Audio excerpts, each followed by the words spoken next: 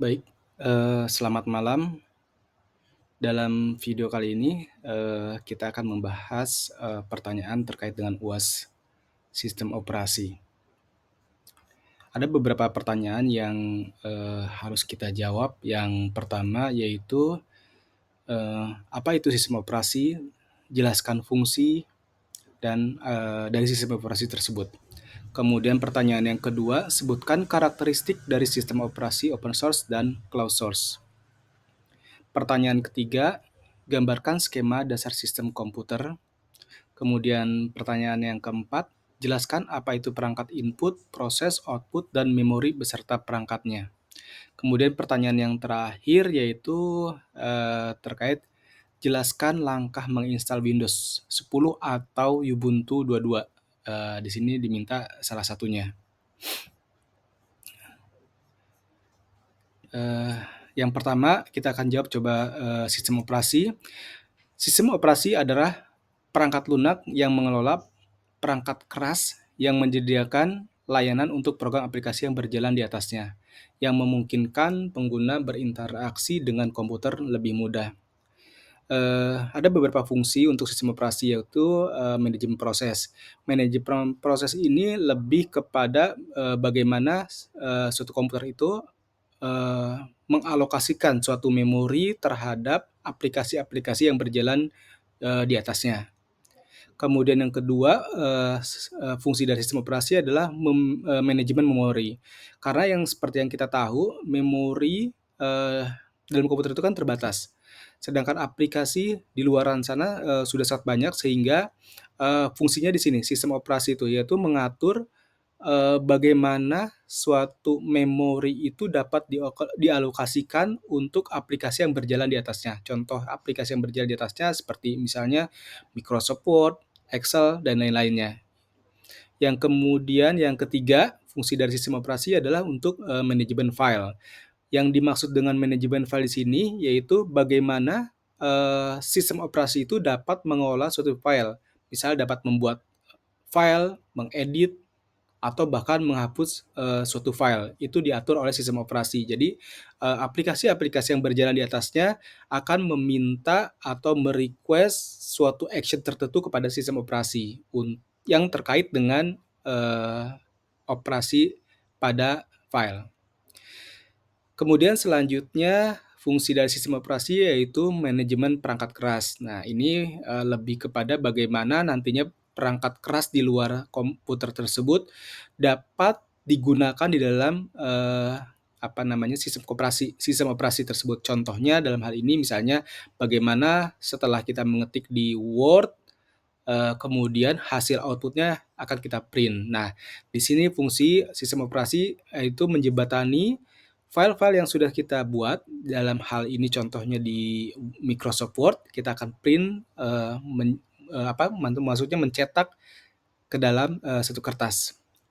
Selanjutnya yaitu fungsi dari sistem operasi adalah untuk keamanan dan akses kontrol. Nah, di sini, yang dimaksud dengan keamanan dan akses kontrol yaitu bagaimana suatu sistem operasi itu dapat mengetahui user yang sedang login. Karena ada beberapa file atau aplikasi nantinya, akan terbatas. Dalam artian si A mungkin dia bisa mengakses satu, layanan aplikasi, kemudian kalau misalnya, user yang lain tidak bisa.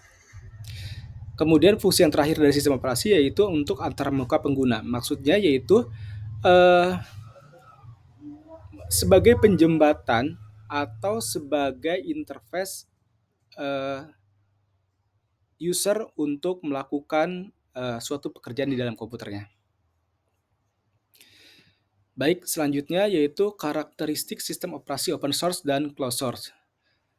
Di dunia ini, sistem operasi terbagi menjadi 2 kelompok besar, yaitu sistem operasi open source dan yang kedua closed source. Yang apa yang dimaksud dengan, open source?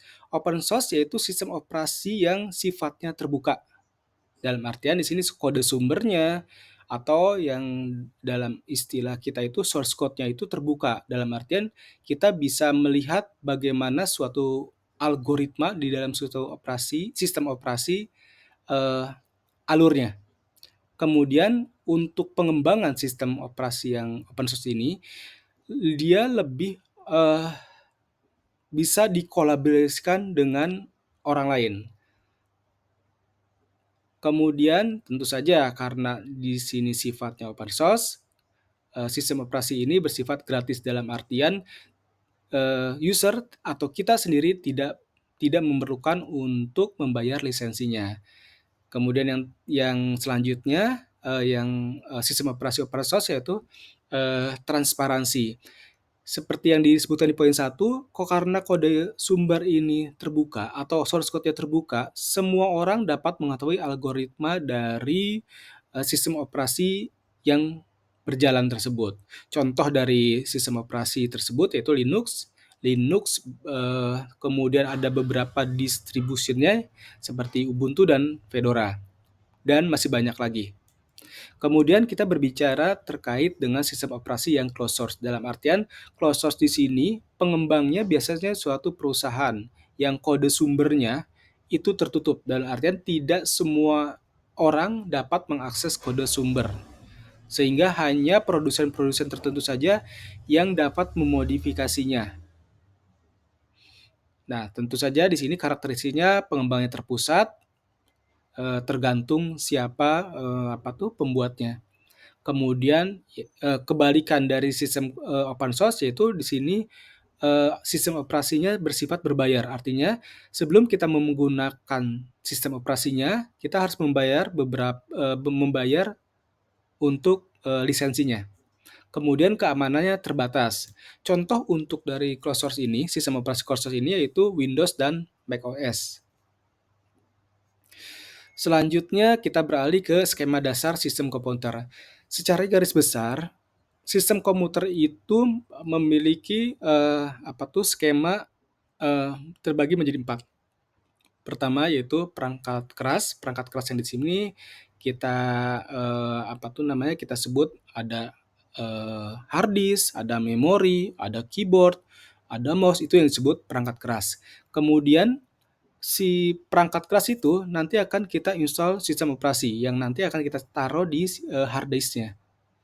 Kemudian sistem operasi ketika dijalankan, dia bisa untuk diinstal beberapa sistem aplikasi seperti misalnya MS Word, kemudian Excel, atau mungkin game-game lain, itu bisa kita install.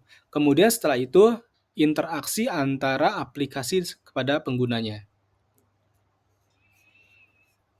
Baik, kemudian selanjutnya terkait dengan perangkat proses input, proses, output, dan memori beserta perangkatnya. Perangkat input yang digunakan untuk memasukkan data atau perintah ke dalam sistem komputer. Dalam input ini contohnya yaitu keyboard, itu sebagai alat untuk input, kemudian mouse, kemudian scanner, itu termasuk kategori perangkat inputnya. Kemudian yang termasuk dengan perangkat proses atau perangkat proses merupakan bagian utama prosesor yang memproses data sesuai dengan instruksi yang diberikan oleh perangkat lunak. Nah, yang masuk dalam kategori perangkat proses di sini yaitu CPU atau otak dari komputer tersebut. Selanjutnya yaitu perangkat output. Perangkat output yang digunakan untuk menampilkan keluaran hasil dari data yang diproses oleh memori. Contoh dari perangkat output ini misalnya monitor, kemudian apa lagi ya? Mungkin yang sekarang ini monitor ya. Baik, kita lanjutkan dengan langkah untuk menginstal Windows 10. Yang pertama, bisa kita siapkan USB flash atau lebih mudahnya kita siapkan DVD yang bootable. Kemudian setelah itu, pastikan ketika pertama kali komputer di-booting, dia mendukung untuk maksudnya bisa booting dari DVD tersebut. Caranya ketika pertama kali komputer booting, pencet F12 untuk ada pilihan prioritas mana dulu yang akan di-boot. Nah, dari situ kita atur, kalau kita menggunakan USB yang kita pilih untuk pertama kali booting, atau kalau kita menggunakan DVD, kita pilih untuk DVD yang pertama kali di-booting ketika komputer nyala. Setelah itu dimulai dari proses instalasi, yaitu, untuk Windows 10 sebenarnya lebih sederhana karena, sudah berbentuk wizard. Jadi tinggal ada beberapa mungkin yang parameter yang harus kita isi, tapi sebagian besar untuk, instalasi di Windows 10 terutama, kita hanya, next next next, mungkin pengaturan yang tidak terlalu rumit dibandingkan, instalasi Linux. Kemudian, nah yang agak repot mungkin nanti terkait dengan partisi, tapi di Windows harusnya partisi untuk membuat partisinya hanya, kita hanya menentukan drive C. Kalau lebih mudahnya jadikan jadi satu satu drive C saja. Kemudian, setelah membuat partisi, kita disuguhkan untuk memasukkan, product key dari Windows 10. Nah, ini yang bedanya di sini. Untuk product key sendiri, di sini kita harus membeli atau membayar suatu apa tuh ya, harus membayar lah intinya, untuk pembelian, lisensi Windows 10 ini. Kemudian selanjutnya, setelah itu akan berjalan proses instalasi secara otomatis. Kemudian setelah itu, setelah prosesnya selesai, Windows akan, restart, kemudian, menyuguhkan instalasi yang sudah berhasil. Nah, di sini kita eee, hanya apa namanya tuh, beberapa step lagi untuk penyelesaian, instalasi Windows. Setelah semua itu selesai, kita siap untuk menggunakan Windows. Baik, mungkin itu saja, paparan dari atau presentasi untuk soal-soal UAS, eee, sistem operasi. Banyak, sekali kekurangan, mohon dibukakan pintu maaf. Wabillahi taufiq wal hidayah. Wassalamualaikum warahmatullahi wabarakatuh. Selamat malam.